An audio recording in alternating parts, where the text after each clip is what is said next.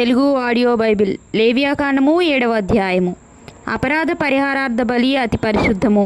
దాని గూర్చిన విధి ఏదనగా, దహన బలి పశువులను వధించు చోట అపరాధ పరిహారార్థ బలి రూపమైన పశువులను వధింపవలెను. బలిపీఠము చుట్టూ దాని రక్తమును ప్రోక్షింపవలెను. దానిలో నుండి దాని క్రొవ్వంతటిని, అనగా దాని క్రొవ్విన తోకను, దాని ఆంత్రములలోని క్రొవ్వును, 2 మూత్రగ్రంథులను, డొక్కలపైనున్న క్రొవ్వును, మూత్రగ్రంథుల మీది క్రొవ్వును, కాలేజం మీది వపను తీసి దాన్నంతయు అర్పింపవలెను. యాజకుడు యెహోవాకు హోమముగా బలిపీఠం మీద వాటిని దహింపవలెను. అది అపరాధ పరిహారార్థ బలి.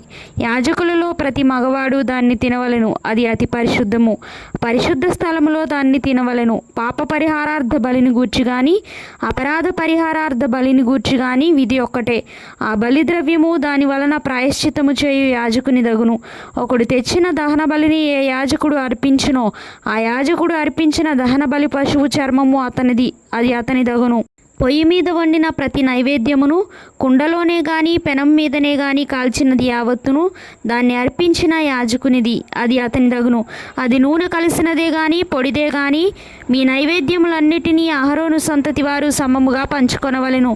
ఒకడు యెహోవాకు అర్పింపవలసిన సమాధాన బలిని గూర్చిన విధి ఏదనగా, వాడు కృతజ్ఞతార్పణముగా దాన్ని అర్పించినప్పుడు తన కృతజ్ఞతార్పణ రూపమైన బలిగాక నూనెతో కలిసినవియు పొంగనివియునైన పిండి వంటలను, నూనె పూసినవియు పొంగనివియునైన పలుచని అప్పడములను, నూనె కలిపి కాల్చిన గోధుమ పిండి వంటలను అర్పింపవలెను. ఆ పిండి వంటలే కాక సమాధాన బలి రూపమైన కృతజ్ఞతా బలి ద్రవ్యములో పులిసిన రొట్టెను అర్పణముగా అర్పింపవలెను. మరియు ఆ అర్పణములలో ప్రతిదానిలో నుండి ఒకదాని యెహోవాకు ప్రతిష్టార్పణముగా అర్పింపవలెను. అది సమాధాన బలి పశువు రక్తమును ప్రోక్షించిన యాజకునిది, అది అతని దగును. సమాధాన బలిగా తాను అర్పించు కృతజ్ఞతా బలి పశువును అర్పించు దినమే దాని మాంసమును తినవలెను. దానిలోనిది ఏదియు మరునాటికి ఉంచుకొనకూడదు. అతడు అర్పించు బలి మ్రొక్కుబడియే గాని స్వేచ్ఛార్పణయే గాని అయిన ఎడల అతడు దాన్ని అర్పించు నాడే తినవలెను. మిగిలినది మరునాడు తినవచ్చును. 3వ నాడు ఆ బలి పశువును మాంసంలో మిగిలిన దాన్ని అగ్నితో కాల్చివేయవలెను. ఒకడు తన సమాధాన బలి పశువు మాంసంలో కొంచెమైనను 3వ నాడు తినిన ఎడల అది అంగీకరింపబడదు. అది అర్పించిన వానికి సమాధాన బలిగా ఎంచబడదు. అది హేయము. దాని తినువాడు తన దోష శిక్షను భరించును. అపవిత్రమైన దేనికైనను తగిలిన మాంసమును తినకూడదు. అగ్నితో దాన్ని కాల్చివేయవలెను.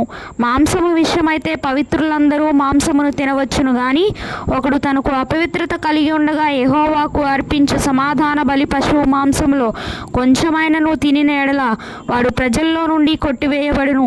ఎవడో మనుషుల అపవిత్రతనే గాని, అపవిత్రమైన జంతువునే గాని, ఏ అపవిత్రమైన వస్తువునే గాని తాకి యెహోవాకు అర్పించు సమాధాన బలి పశువు మాంసమును తినునో వాడు ప్రజల్లో నుండి కొట్టివేయబడును. మరియు యెహోవా మోషేకు ఇలాగ సెలవిచ్చెను, నీవు ఇశ్రాయేలీయులతో ఇట్లనుము, ఎద్దుదే గాని గొర్రెదే గాని మేకదే గాని దేని క్రొవ్వును మీరు తినకూడదు. చచ్చిన దాని క్రొవ్వును, చీల్చిన దాని క్రొవ్వును ఏ పనికైనను వినియోగపరచవచ్చును గాని దానినేమాత్రమును తినకూడదు. ఏలైనగా మనుష్యులు యెహోవాకు హోమముగా అర్పించు జంతువుల్లో దేని క్రొవ్వునైనను తినినవాడు తన ప్రజల్లో నుండి కొట్టివేయబడును. మరియు పక్షిదే గాని జంతువుదే గాని ఏ రక్తమును మీ నివాసములన్నిటిలో తినకూడదు. ఎవడు రక్తము తినునో వాడు తన ప్రజల్లో నుండి కొట్టివేయబడును. మరియు యెహోవా మోషేకు ఇలాగ సెలవిచ్చెను, నీవు ఇశ్రాయేలీయులతో ఇట్లనుము, ఎవడు యెహోవాకు సమాధాన బలి ద్రవ్యములను తెచ్చునో వాడు ఆ ద్రవ్యములలో నుండి తాను అర్పించిన యెహోవా సన్నిధికి తేవలెను. అతడు తన చేతుల్లోనే యెహోవాకు హోమ ద్రవ్యములను, అనగా బోర మీది కొవ్వును తేవలెను. యెహోవా సన్నిధిని అల్లాడింపబడు అర్పణముగా దాన్ని అల్లాడించుటకు బోరతో దాన్ని తేవలెను. యాజకుడు బలిపీఠం మీద ఆ క్రొవ్వును దహింపవలెను గాని బోర అహరోనుకును అతని సంతతి వారికిని చెందును.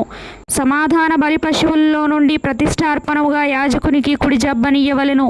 అహరోను సంతతి వారిలో ఎవడు సమాధాన బలియగు పశువు రక్తమును క్రొవ్వును అర్పించునో కుడి జబ్బ వానిదగును. ఏలైనగా ఇశ్రాయేలీయుల వద్ద నుండి, అనగా వారి సమాధాన బలిద్రవ్యములలో నుండి అల్లాడించిన బోరను ప్రతిష్ఠితమైన జబ్బను తీసుకొని నిత్యమైన కట్టడ చొప్పున యాజకుడైన అహరోనుకును అతని సంతతి వారికి ఇచ్చి ఉన్నాను.